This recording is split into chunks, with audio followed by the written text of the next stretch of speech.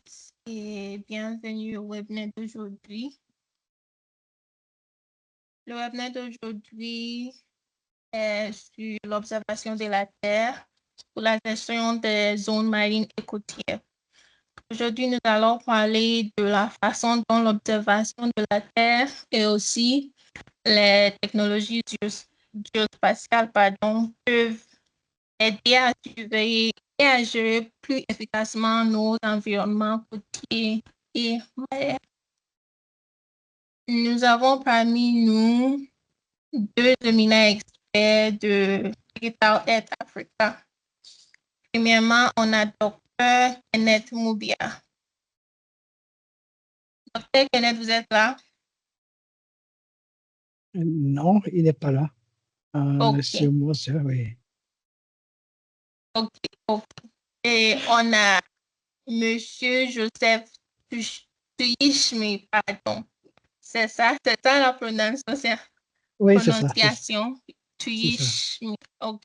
Tuyishmi, c'est plus ou moins ça. Merci. Tuyishmi. Ok, Oui. d'accord. Comment vous allez, monsieur? Je vais bien, et vous? Ok, je vais bien aussi. Ok. Avant de commencer, l'audience, n'hésitez pas de saisir vos questions dans les chats ou bien le plateforme questions et réponses. Ok, maintenant, je vais parler un peu ou bien je vais vous dire qu'est-ce qu'est le JMS et Afrique. Je vais partager mon écran.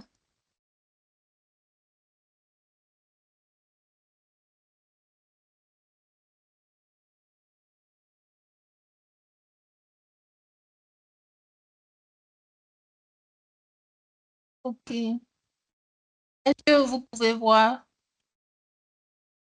Oui, oui. Mais ce n'est Ok. pas en mode présentiel. Non, je vais changer déjà.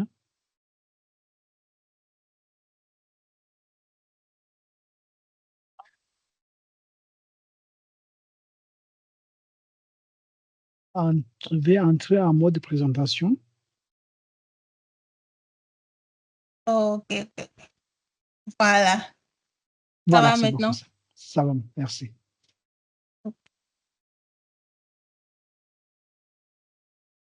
Donc, le JMS Afrique était auparavant MESA. Il a commencé de l'année 2013 à 2017. Et après, c'était JMS Afrique, la phase 1. Ça a commencé de 2017 jusqu'à 2020. Maintenant, on est dans la phase 2. Ça a commencé en 2022 et puis ça termine à 2026.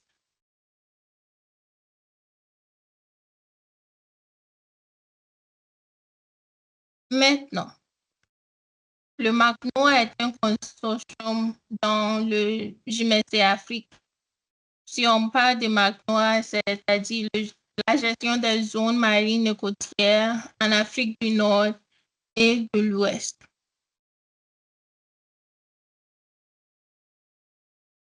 Le nom de consortium que j'ai dit, c'est MACNOA.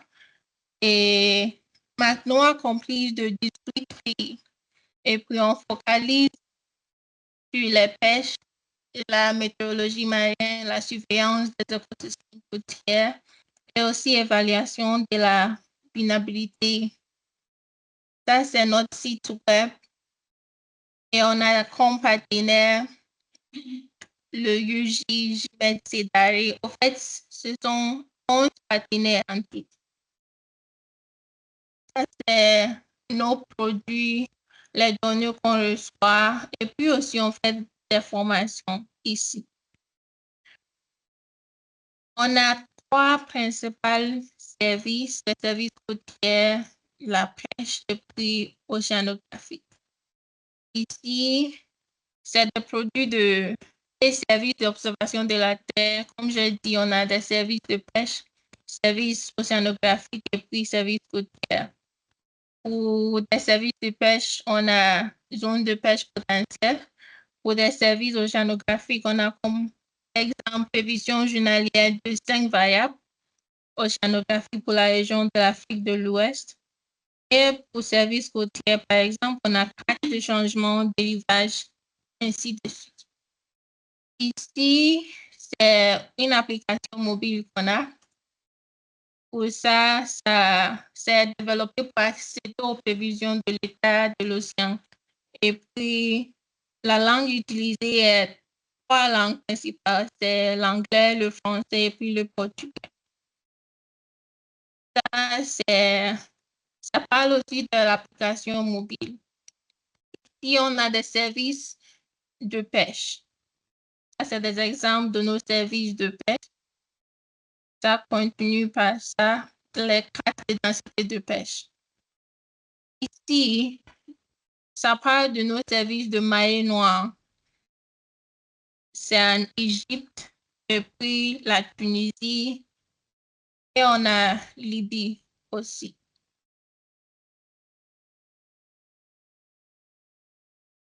Ça parle de nos services côtiers. Ça, c'est des exemples de nos services côtiers qu'on a. On a des collaborations avec des organisations internationales. On a ARCM, FCWC, et puis Multinational Maritime Coordination Center, ça c'est MMCT. On a aussi Convention d'Abidjan. Ici, dans le JMSN Afrique, on a 52 bulletins régionaux de sciences océanographiques et côtières.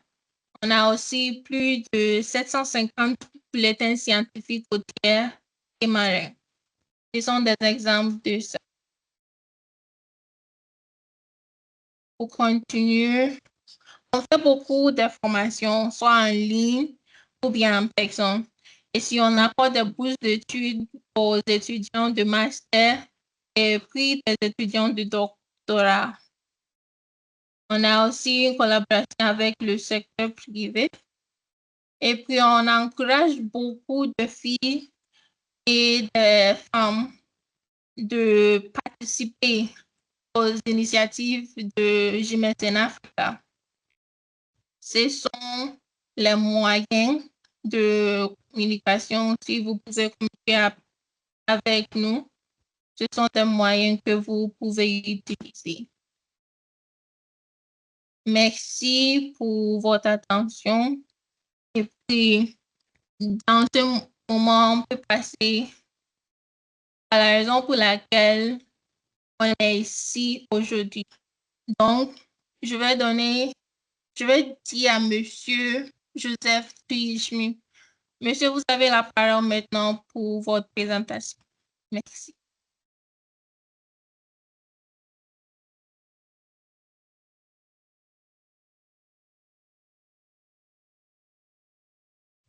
Merci beaucoup. J'avais un souci de micro. Merci beaucoup et bonjour à tous. Comme elle a dit, je m'appelle Joseph Tuyishimire. Je suis basé à Kigali, Rwanda. Je travaille pour l'équipe Digital Africa et je vais vous présenter des différents outils qui ont été développés par l'équipe de Digital Africa pour contribuer au suivi et à la gestion des écosystèmes marins et côtiers. Si vous me le permettez, je vais stopper mon caméra pour le site Internet.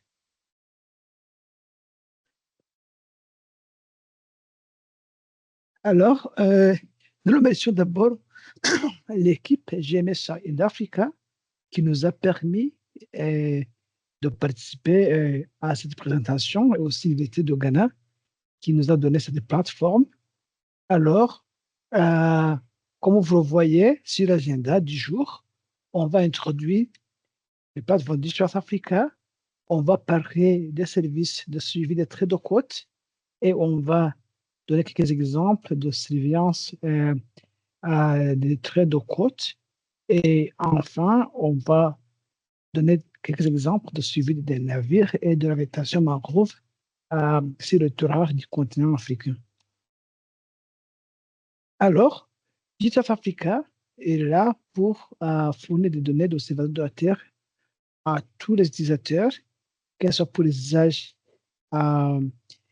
humanitaires, les usages académiques, pour le secteur privé et pour la fonction publique. Tout accès est gratuit et l'assistance en ligne est aussi gratuite. La mission en est que nous devons contribuer au développement durable et à l'agenda 2063 du continent, l'Afrique que nous voulons. Et nous sommes là pour renforcer différentes institutions, qu'elles soient au niveau gouvernemental, qu'elles soient des institutions régionales et aussi tout le continent. Vous pouvez scanner le code, vous verrez plus sur l'histoire africaine. Alors, on a des principes piliers de l'histoire africaine. D'abord, responsabilité et transparence, diversité et inclusion, c'est une gestion de parler en plusieurs langues et bien inclure plus de gens, plus ou moins marginalisés. Il faudra donner des services opérationnels et expertise qui est liée. Et enfin, accès gratuit et ouvert des données, et ce qui permet aussi l'interopérabilité et la confidentialité et intégrité des données. Cela nous permet d'intégrer nos données avec des données d'autres sources. Nos données sont hébergées en Afrique du Sud, au Cap, sur le serveur Amazon Web Services, et tout a été co-développé et validé en collaboration avec plusieurs organisations basées en Afrique.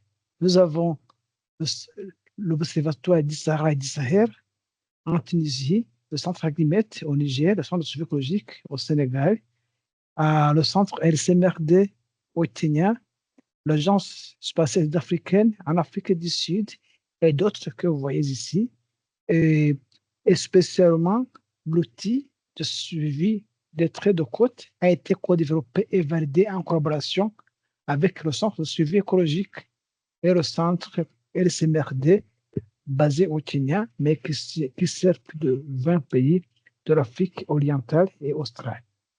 On a plusieurs collaborations et bien sûr, chaque outil que nous développons répond à un indicateur ODD spécifique. Ici, vous voyez nos services continentaux. Nous avons des géomates, mosaïque sanoise qui couvre tout le continent, les mailles Sentinelle et Landsat. Nous avons la carte d'étendue d'écriture. Nous avons la couverture fractionnée, la climatologie, et une divers climatologie qui nous permet de suivre la santé d'écriture, les observations des eaux qui nous permet de comprendre la dynamique des eaux continentales. Et nous avons aussi l'outil Crossline sur lequel va exister notre présentation. Alors, notre principe est simple. C'est un principe Open Data Cube, c'est-à-dire que ça nous permet d'accéder à nos données, quelle que soit votre religion, votre zone d'études. Et en fait, tout est gratuit. Les données sont prêtes à analyse. Les données sont déjà validées avec nos partenaires. Et bien sûr, on a différentes interfaces, mais aussi notre plateforme d'apprentissage en ligne nous permet de renforcer les capacités de nos utilisateurs et bien sûr, tout s'aligne aux ODD.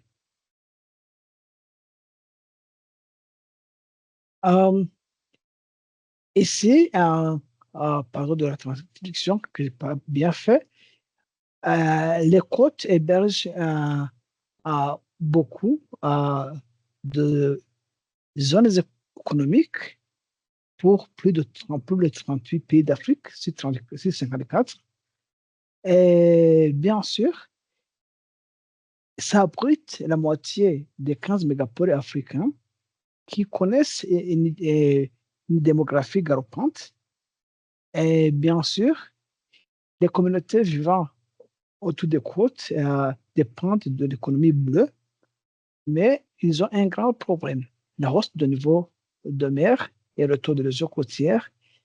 Alors, il faudra toujours une gestion efficace des changements côtiers et de l'atténuation des risques, ainsi que une gestion durable des zones côtières. C'est pourquoi South Africa a développé le service Coastlines qui a été adapté du service développé par l'Agence spatiale australienne.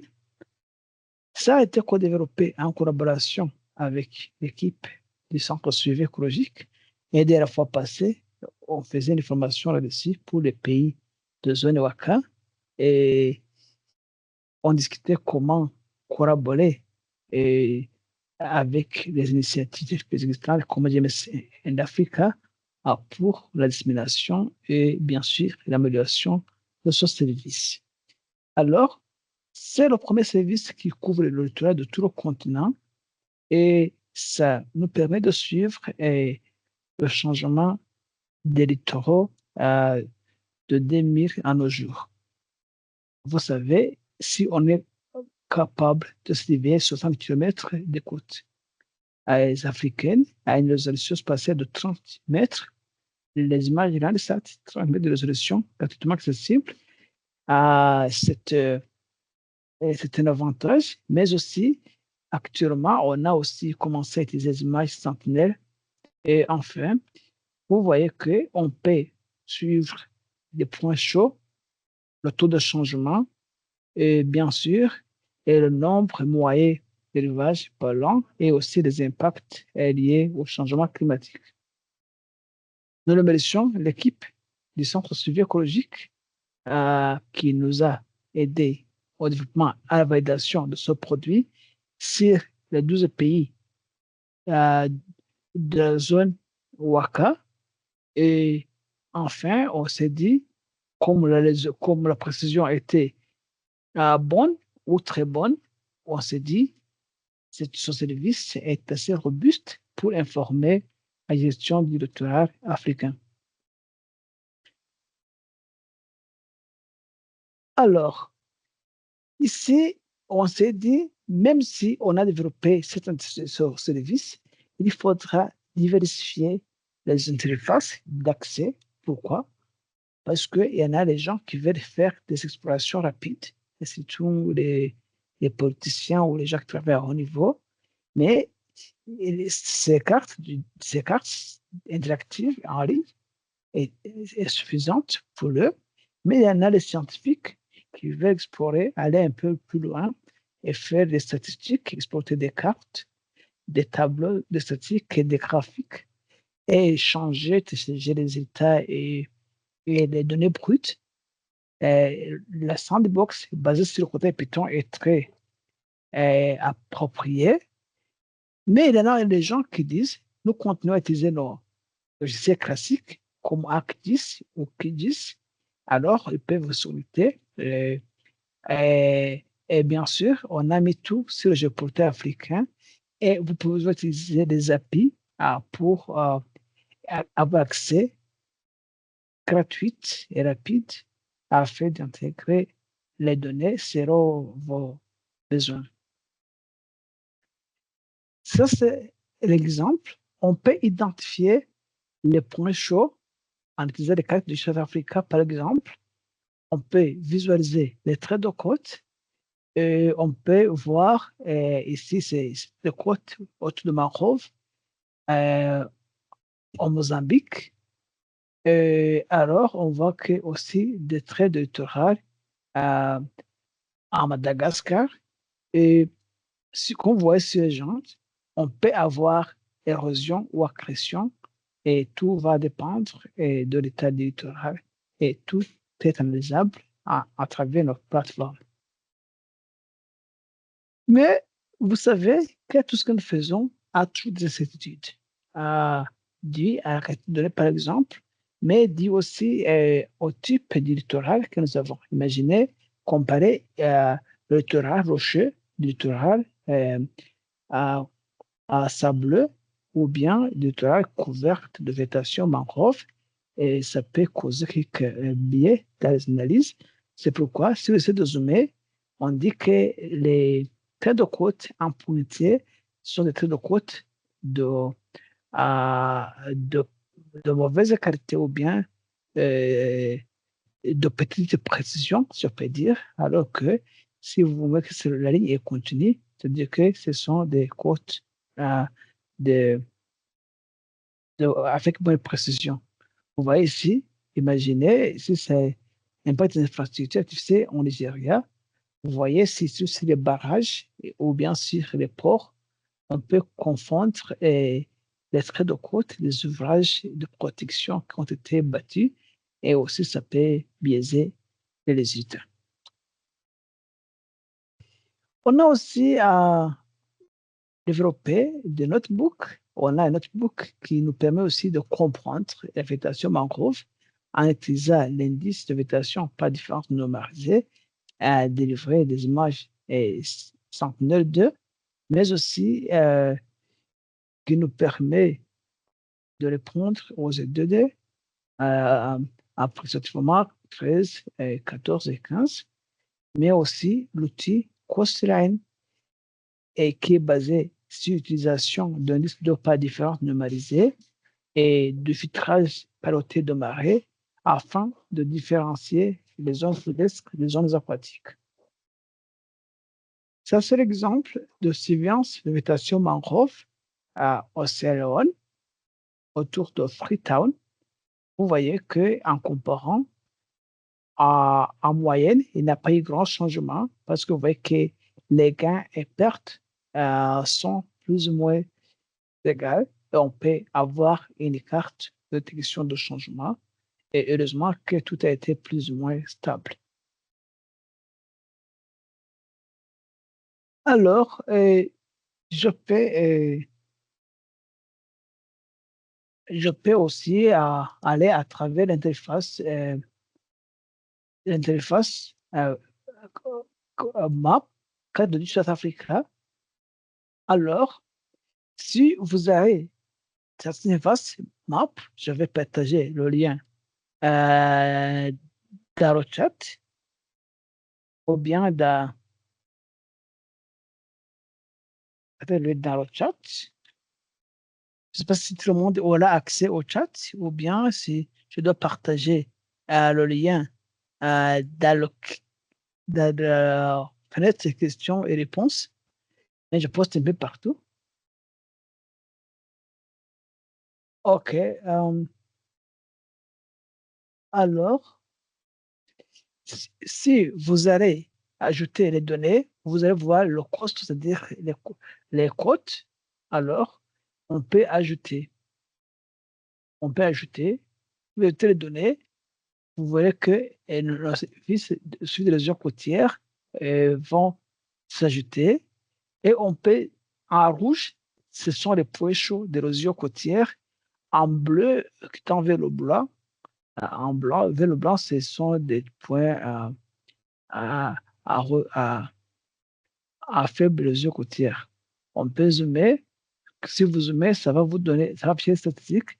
Si vous continuez à zoomer, ça va afficher les traits de côte pour cette région.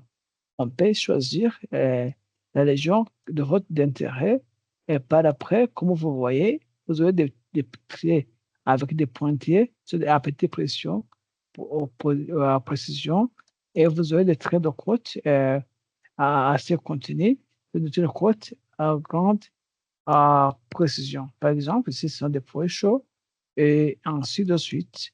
Ça dépendra et si on va prendre une zone que nous connaissons, disons, ici autour de Lomé, au Togo par exemple, vous voyez que ici on peut avoir accès et essayer de se comprendre l'évolution de ce littoral pour cette région. Et comme vous le voyez à travers le Digital Africa, ici on ne va rien faire de grand chose, mais on peut explorer. Et si vous cliquez sur un trait de côte, on va vous donner l'histoire là derrière et vous pouvez aussi télécharger les données brutes en forme de tableau. Et tout ça est gratuitement accessible. Alors, je peux supprimer ça. Je vous disais qu'on a aussi quelques données d'habitation à Mangrove. Ce sont des données brutes de Global Mangrove Watch, mais à travers le sandbox, on peut intégrer le suivi d'habitation mangrove calculé automatiquement à travers le sandbox de Africa. Disons, la fois on disait, on avait montré la végétation mangrove autour de Freetown à Sierra Leone. Ça peut prendre longtemps, ça va dépendre. Ça va dépendre de la qualité d'Internet. Pour aujourd'hui, vous voyez, cette région a beaucoup de végétation mangrove et on peut comparer avec, ça c'est une base de données de mangrove globale, mais on peut aussi, on va voir dans le sandbox comment on peut passer aux statistiques. Alors, si je reviens sur la présentation, tout peut se faire standardisé à titre d'exploration à travers le sandbox. Comme vous voyez, on peut zoomer là, n'importe où on veut. Les liens sont dans le chat. J'ai déjà partagé avec Ignatius. Il pourra partager le chat avec tout, avec la présentation, avec tout le monde. Et si ça, c'est l'exemple. Si vous cliquez sur une ligne ou un trait de côte, ça va s'afficher que c'est pour l'année 2006, par exemple, que la qualité, la précision est bonne et ça va parler de la hauteur de marin, ça va afficher le pays et vous pouvez aussi télécharger et les articles comme je vous montrais avant.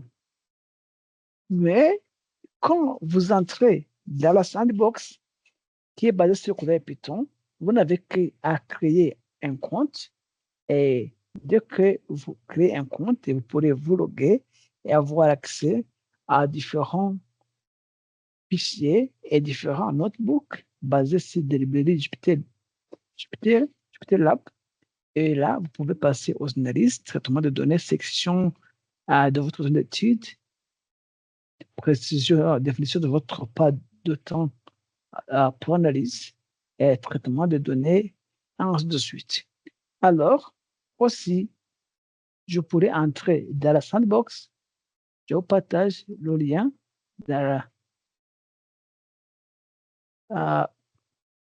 ou bien dans le chat, si tout le monde a accès dans le chat.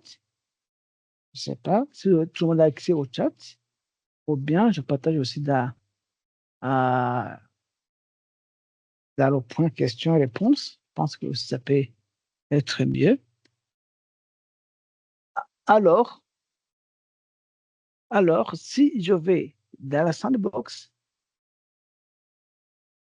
si vous vous loguez dans la sandbox, vous aurez plusieurs fichiers là-dedans. Or, bien sûr, vous devez avoir un compte.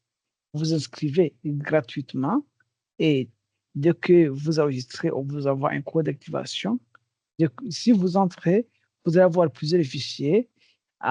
Les fichiers pour les débutants, code pour les débutants, les données que nous avons, comment on les a traitées, et les codes fréquemment utilisés, les exemples de la vie courante, les données supplémentaires, les outils et les cas d'application qui ont été partagés par différents de nos partenaires.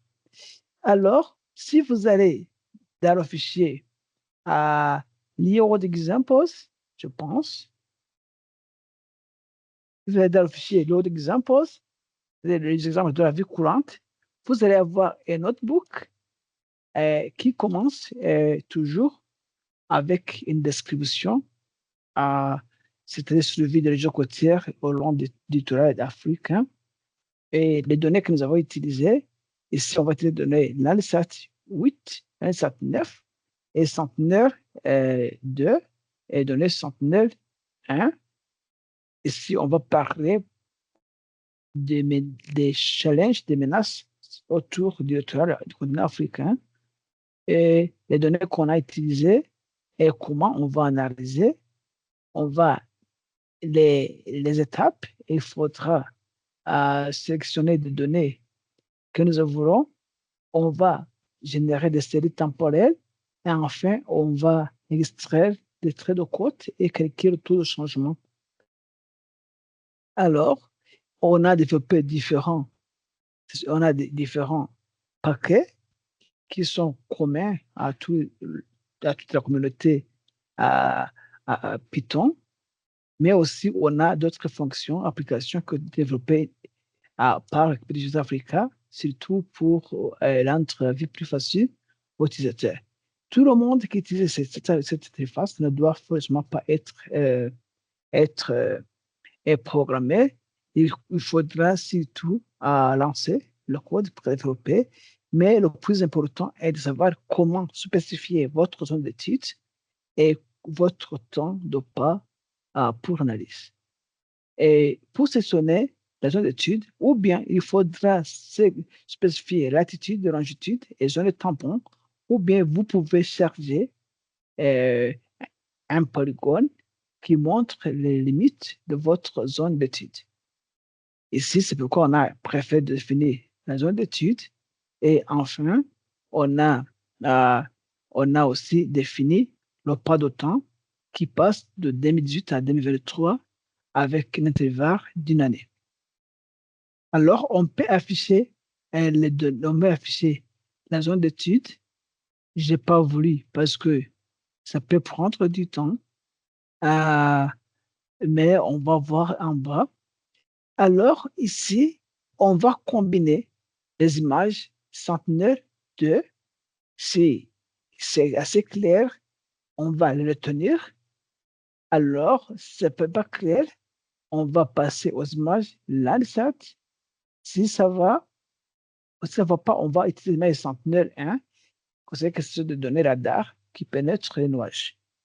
Alors, si ça va, on va combiner les images Sentinel, les images Landsat. Et en fait, si les images Landsat sont là, on va les combiner avec les images Sentinel. Si les images Landsat sont de mauvaise qualité, par exemple, de bonne qualité, on va les utiliser. On va laisser les images Sentinel 2 parce que la série temporelle est limitée. Ou bien, si les images Landsat ne sont pas de bonne qualité, on va utiliser les deux.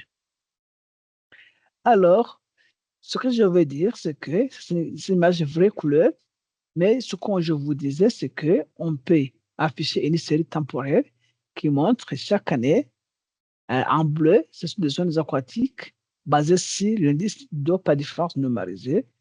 On peut afficher des années, on a affiché 2018 jusqu'en 2023. Et enfin, on peut calculer, extraire des traits de côte. Et enfin, on peut calculer des traits, extraire des points de référence. On peut générer un tableau qui montre l'évolution de traits de côte entre années. Et on peut aussi faire des statistiques qui sont liées. Et enfin, on peut produire une animation qui montre comment les traits de côte pour notre zone d'étude ont évolué au cours du temps. Et ça, c'est très important parce que on peut exporter ou bien sous forme d'animation, on peut exporter sous forme de format shapefile, sous forme de ligne, ou bien on peut exporter un tableau de statistiques. Et puis, vous pouvez compter avec votre analyse, ça dépendra de ce que vous voulez. Mais aussi, on a une fonction qu'on appelle crossline, qui est une fonction très facile à manier parce que cette fonction nous permet d'extraire des traits de côte pour une région de notre choix et en utilisant la combinaison des traits de côte générés, la séparation des zones aquatiques à des zones terrestres. J'essaie de lancer. Ici, on avait pris l'exemple de Mombasa au Kenya. C'est un petit exemple.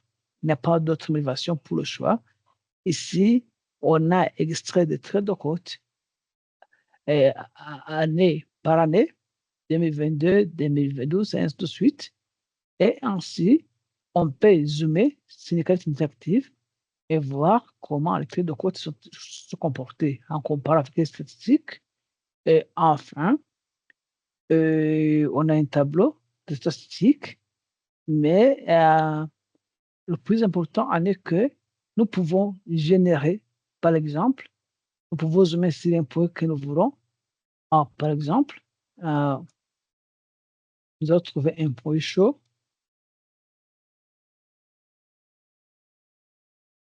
On va zoomer sur un point chaud, ça ne va pas aller assez rapidement. Alors, ici, on peut dire qu'on va mettre existence, on peut exporter une ligne de distance et par après, ce qu'on peut faire, on peut tracer une ligne et enfin, on peut dire extraire les traits de côte et on peut avoir une courbe, c'est-à-dire que ici, ça a sauté et que les données entre 2013 et 2016, elles sont plus ou moins marquantes. On peut effacer ça et puis peut-être on peut trouver l'autre milieu avec une donnée complète. Par exemple, ici, on peut, on peut faire une ligne, par exemple. On peut dire extrait des traits de côte. Voilà, ça va nous donner des statistiques au cours des années de ces traits de côte. Et on peut ou bien prendre le chiffre de votre machine et copier, ou bien aller ici, entrer ici, voir le graphique qui a été généré, et enfin, vous pouvez exporter ce graphique.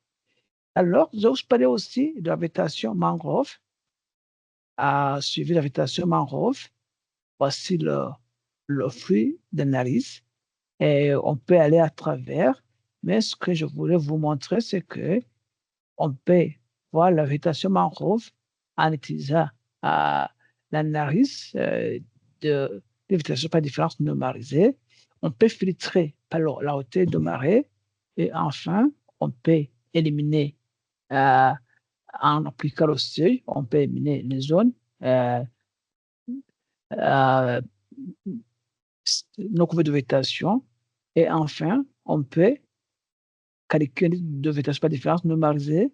On peut générer des listes temporaires de végétation mangrove entre les marges centenaires 2. Et enfin, on peut aussi classifier mangrove selon mangrove à canopée dense et à canopée ouverte. Et on peut aussi calculer des changements, faire des changements entre différentes années. Et enfin, on peut produire une carte de détection de changement et on fait produire des statistiques qui sont liées à travers la sandbox. Si je reviens vers la présentation, parce que le temps court vite, je vous parlerai comment suivre les eaux côtières. Ce sont des exemples des eaux côtières dans différents endroits de l'Afrique. Par exemple, ça c'est les jeux de Fombonne aux îles Comores. Alors, ici aussi, ça c'est à Dakar, Sénégal, comment ça a évolué au cours du temps. Vous voulez avoir accès à ce lien ici que vous voyez, la recherche. Ici, c'est la zone de Lekki au Nigeria. Vous voyez comment les traits de côte ont évolué.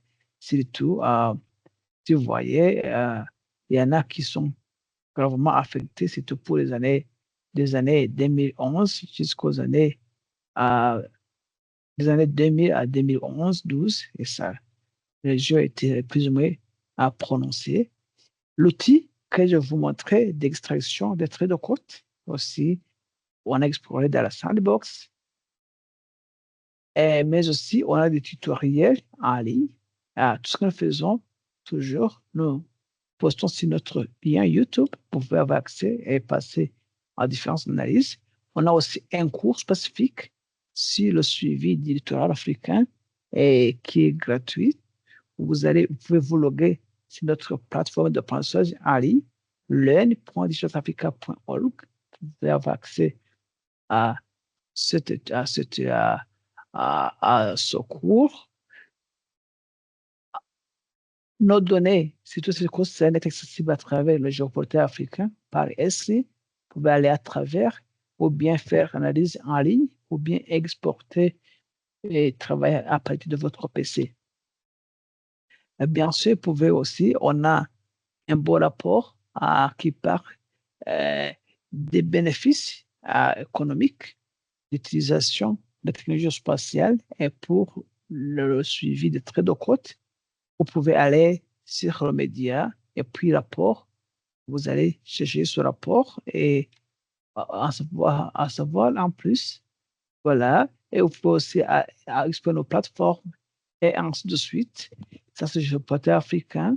On a aussi le dashboard du géoportail africain. Je vais aller à travers bientôt, qui nous permet de suivre l'évolution côtière, les crasses affectées et combien de kilomètres carrés ont subi une agression ou une érosion côtière.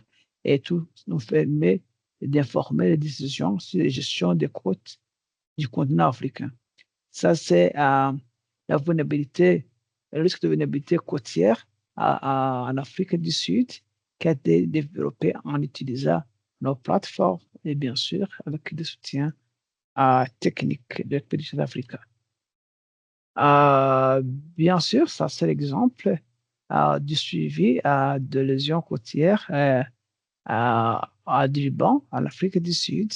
Et bien sûr, comment ça a affecté les infrastructures, comment ça peut affecter la population. Et on a aussi, comme la population s'accroît aussi, ça va affecter l'écologie du littoral. Ça aussi, la cartographie de végétation mangrove, à part Jokolota, Ombedi, du Nigeria, qui a essayé d'utiliser nos outils pour le suivi de la dynamique de la végétation mangrove sur le littoral de sa zone d'étude. Ici, on peut aussi détecter les navires en utilisant l'outil de Africa. Ça, c'est en comparaison entre le 21, dans le canal de Suez, entre 21 et mars, vous voyez qu'il n'y avait apparemment pas beaucoup. Mais quand vous voyez le 25, on avait beaucoup de points d'analyse des navires à croiser, c'est-à-dire qu'on peut détecter ces navires. Aussi, quand il y a un changement, par exemple, les marées noires, quand il y a eu à perte de fuel, dans l'eau, à l'île Maurice, on pourrait comparer le temps avant l'incident et le temps après l'incident. En images sentinelles, on peut observer qu'il y a eu changement. Alors, on a un cours en ligne qui nous permet de suivre l'érosion côtière, surtout en français, mais aussi le cours de suivi des eaux continentales à accès libre. Et vous pouvez avoir, si vous scannez le lien, vous avez accès immédiatement. Sinon, vous pouvez vous loguer à travers le lien que j'ai partagé. Et bien sûr, avant de remercier nos partenaires, parce que le temps court, je vous montre, par exemple, le géoportail dont je vous parlais. Vous pouvez cliquer sur un pays que vous voulez et ça va vous amener vers ce pays. Par exemple, si je prends l'exemple de Madagascar, alors, pour résumer, on nous dit que les surfaces totales affectées, c'est 1530 km² et que l'érosion a été de 812 km, alors que la création non, la création a été 812, alors que l'érosion a été à 718 km². Ici, on voit que 400 km² des zones habitées sont affectées. Aussi, on a des zones cultivées, 900 km², et les forêts, 1300, et ainsi de suite. Les infrastructures aussi sont cartographiées qui peuvent être affectées dans cette région, et tout est calculé pour tout le littoral africain. Et je vous partage le lien dans le chat. Alors, aussi, avant de clôturer, je vous parlerai du géoportail africain. Vous voyez, si vous cliquez sur ce lien, vous allez avoir une carte histoire, carte interactive, qui va vous montrer comment on peut comprendre l'évolution du littoral africain en utilisant les plateformes du South Africa. Alors, si vous allez point par point, la traduction a été automatique en ligne. Il peut y avoir des erreurs. La version originale est en anglais. Non, je préfère vous partager la version originale pour éviter les erreurs de traduction en ligne. Aussi, le plus important en est que si vous allez, par exemple, sur le site de South Africa, vous aurez tout est là. Vous pouvez explorer les plateformes, vous pouvez explorer les services et données, vous pouvez explorer les données que nous avons, mais sur activités et médias, vous avez des projets que nous avons réalisés, des différents témoignages d'utilisateurs, et bien sûr, on a aussi des rapports que vous pouvez exploiter utilement pour votre intérêt quotidien. Nous remercions nos partenaires, bien sûr, le gouvernement australien et tout le monde ici présent. Et James Africa, c'est notre partenaire, et d'autres qui ont contribué d'une façon ou d'une autre au développement de ces différents écosystèmes ou outils de suivi de lésions côtières et de la végétation mangrove sur le continent africain.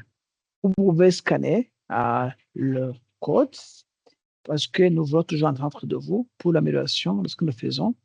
Et je vous remercie. Merci à Ignatius et à toute l'équipe qui ont pu organiser cette rencontre et spécialement, bien sûr, GMS d'Africa, l'Université de Ghana et différents partenaires de la région. Merci beaucoup.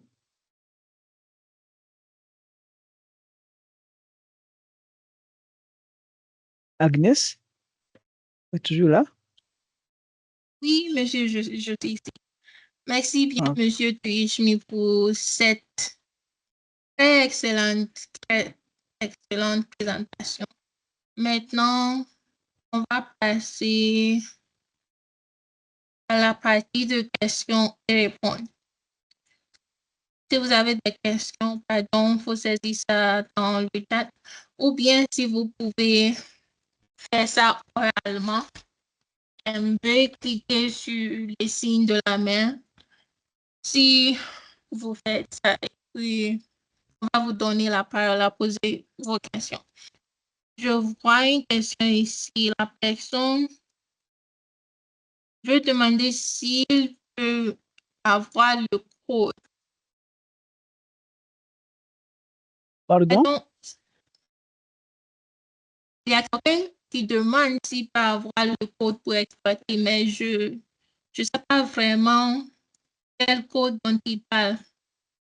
Moi, je peux deviner. Il dit que si on a le code pour exploiter les images brutes, je pense, bien sûr que oui. À travers Sandbox, on a un notebook qui te montre comment exploiter ou bien les données brutes les données d'entrée, bien sûr, ou bien vos résultats.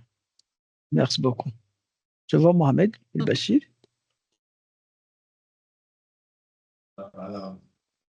OK. Mohamed, vas-y. Allô?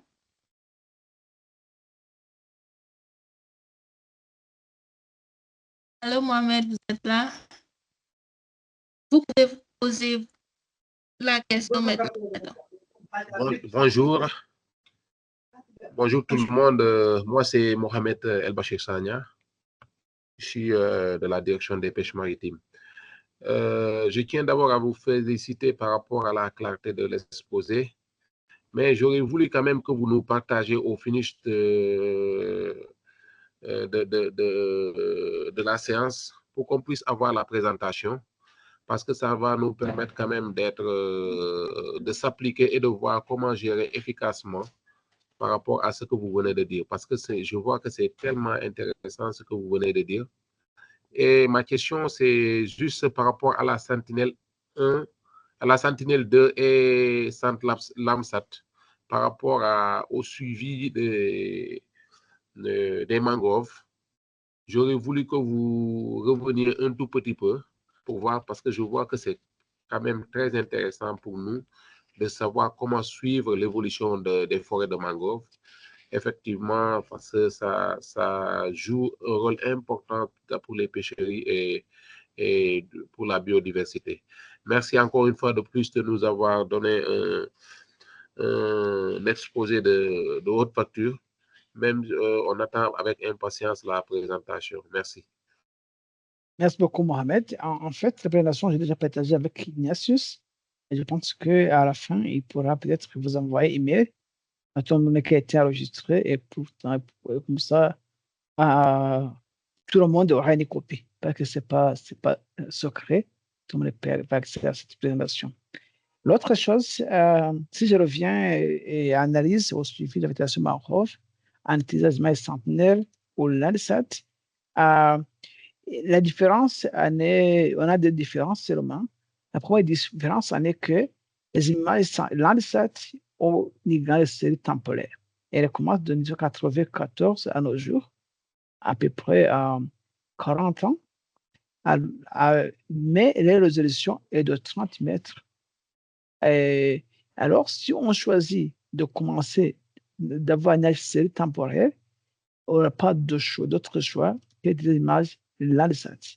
Mais sachez que les images Sentinelle 2 sont très récentes, avec une série temporaire limitée de 2000, pour nous, nous avons 2017 jusqu'à nos jours.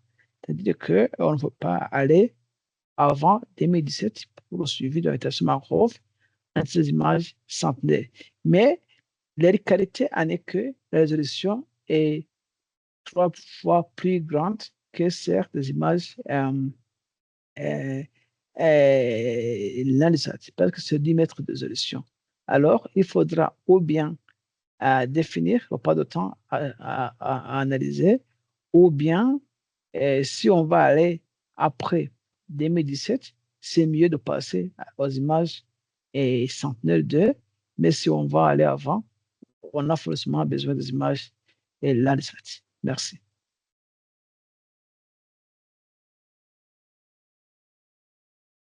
Yoavi?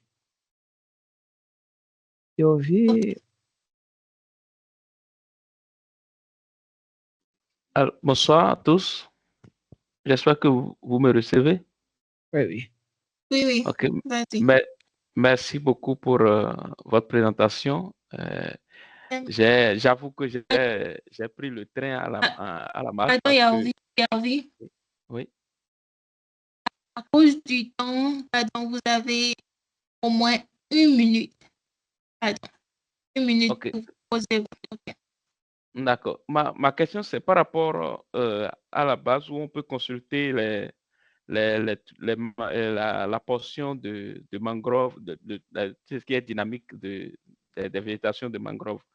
Je voudrais savoir, il y a beaucoup d'efforts qui se font actuellement le long de nos côtes pour la régénération des mangroves où on peut avoir des zones qui sont en fait partie, mais des efforts de régénération se font. Est-ce que votre traitement prend en compte ces efforts de régénération? Merci beaucoup, Yovi. En fait, ce serait, on doit toujours prendre en considération ces traitements parce que s'il y a une régénération de la végétation mangrove, c'est-à-dire ou bien il y a une régénération naturelle ou bien il y a une régénération assistée. Et on a un cas d'application aux Zanzibar, avec l'Université de Zanzibar, où on a commencé à collaborer sur un projet de régénération et on essaie d'identifier les résultats. Oui, toujours on D'accord. prend en compte les choses. Merci. Ok, merci. Je vous en prie. OK. Merci bien. Pour cette partie, j'aimerais que vous mettez votre caméra pour une photo de groupe. Donc, chacun de nous de mettre nos caméras pour une photo de groupe. On a au moins 5 à 10 secondes. Mais vous-même, Agnès, il faudra mettre votre caméra aussi. D'accord. Merci beaucoup. Merci beaucoup.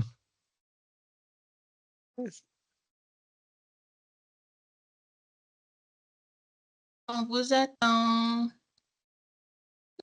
Okay.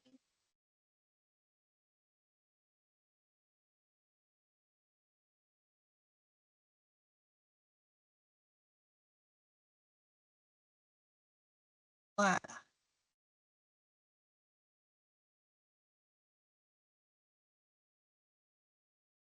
Mais les autres sont où?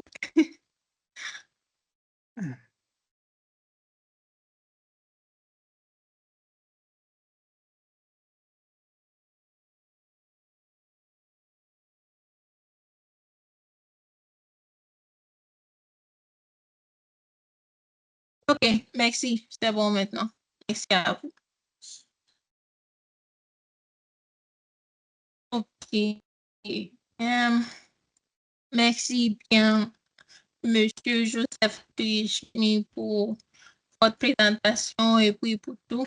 Aussi, merci à tout le monde. Merci à vous tous qui ont participé à cette session. Et j'espère que le webinaire était informatif et utile, n'est-ce pas?